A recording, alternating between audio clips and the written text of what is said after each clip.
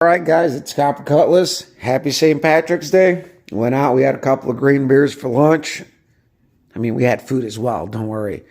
But it's kind of been busy last 6-7 weeks. We've been doing stuff. You guys obviously heard the car with the new mufflers. It sounds great. I put up a short. I'll add it on this video as well, just because it's just a small clip.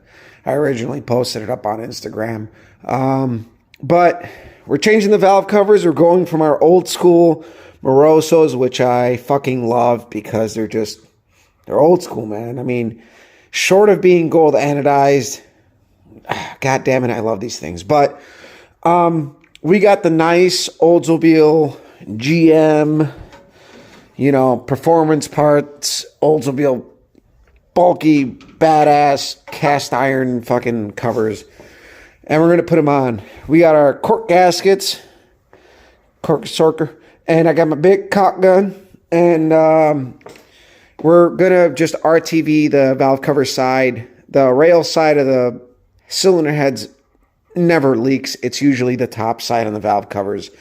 Just a small FYI, guys. When you do valve cover gaskets, you glue the top side, never the rail side on the cylinder head. It never leaks there. That area is usually pretty true. And then we got a pulley on the alternator to change. I've actually hurt this thing. I don't know if it still fans fairly well. We've tossed a couple belts in our day and it's kind of hurt things. But I got the underdrive pulley and the corresponding pulley for the alternator to actually, you'd probably be overdriving it, I believe, at this point. So it would be more of a one-to-one. We're going to see what it does. I've never changed the pulleys on the alternator. I have done underdrive pulleys, but right now I'm running the big old bastard that you would have with your typical AC cars. On Oldsmobiles, they naturally came underdriven from the factory if you didn't have AC. So non-AC cars got a smaller pulley diameter, especially if you had like manual steering, all that stuff. Yeah, whatever. So, but yeah, I'm going to this smaller pulley, and green is the theme here. It's my afternoon pick-me-up. And then I'm putting this pulley on, and it's kind of what we're doing today. Yesterday, we went over to my buddy Tim's, and we got his engine fired up. He had some ignition box issues, and we just ran it with a coil, fired up, ran like a top. Engine sounds great.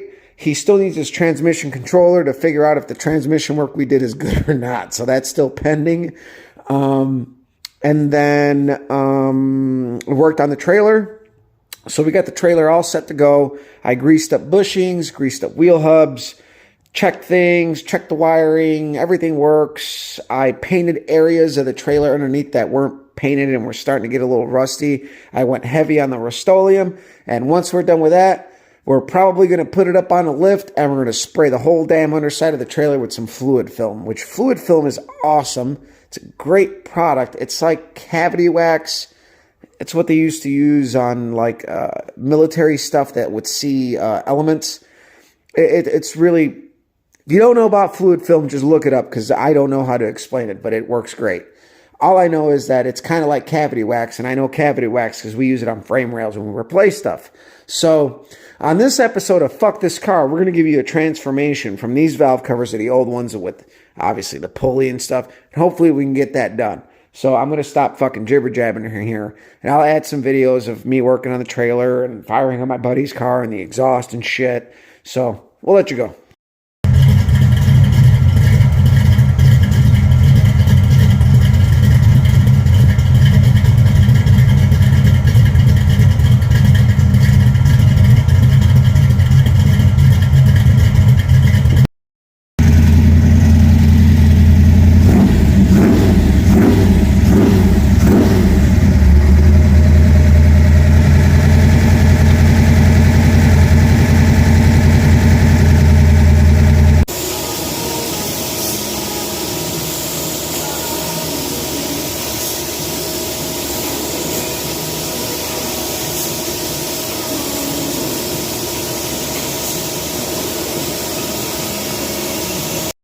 All right, guys. So, of course, it wouldn't be a fucking change of parts or something if it wasn't somewhat fucking complicated because, we've built this car over the years and we've done a lot of very unique things. Like, let me explain something to you guys.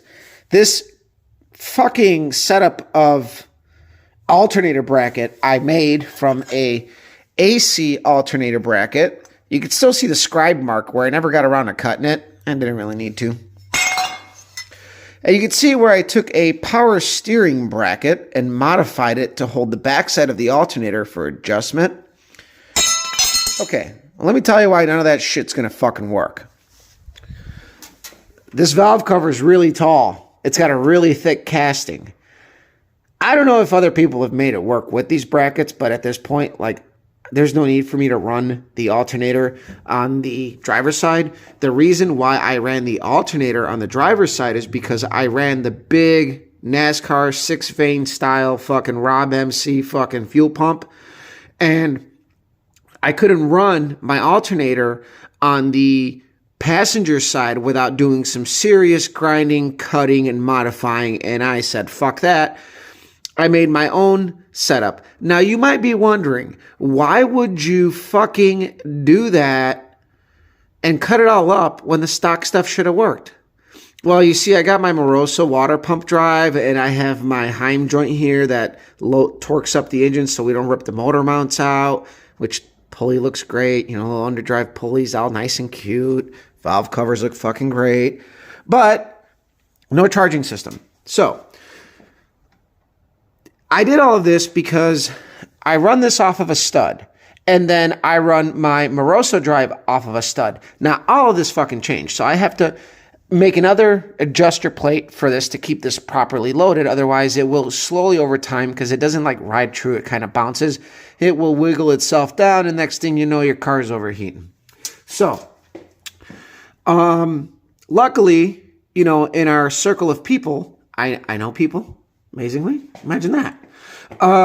Somebody has a stock non-AC alternator bracket. So we should be able to mount our alternator on this side and be fine with it. Now, the only thing I'm wondering now is the length, but I think this, considering that it's a 2-groove, it's going to be for like a non-AC, so our belt, where the belt is going to sit should be correct. If not, we can get spacers. They have spacers for these, and that's fine.